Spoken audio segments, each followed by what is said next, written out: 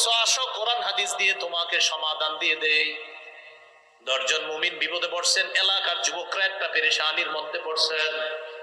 ইমাম সাহেব ডাকলেন, আসেন কোরআন হাদিস দিয়ে আপনাদের মাঝে সমাধান করে দেই। 2 জন ভয়ঙ্কর একটা ঝামেলার মধ্যে পড়ছে। ইমাম সাহেব বললেন, আসেন কোরআন হাদিস দিয়ে আপনাদেরকে ফয়সালা করে দেই।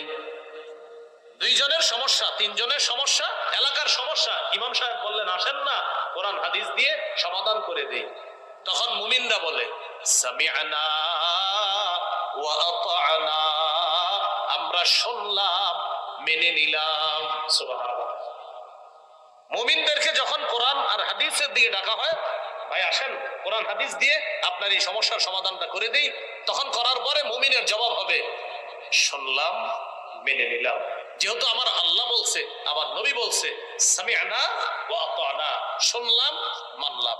বলেন তো ভাই, মুমিনরা আল্লাহর কথায় আর নবীর কথায় কি বলবে? বলেন, শুনলাম মানলাম, শুনলাম মানলাম। মনে থাকবেন ইনশাআল্লাহ।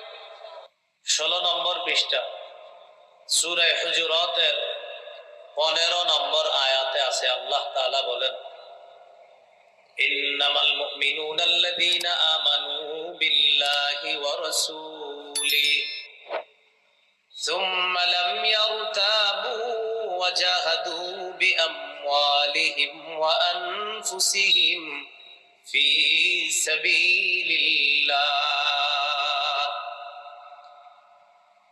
প্রকৃত ঈমানদার তারা যারা আল্লাহ এবং তার রাসূলকে বিশ্বাস করে, কোন প্রকার সন্দেহ করে না। ওয়াজাহাদু বিআমওয়ালিহিম ওয়া আনফুসিহিম ফি সাবিলিল্লাহ, যারা নিজেদের জানমাল নিয়ে আল্লাহর রাস্তায় লড়াই করে।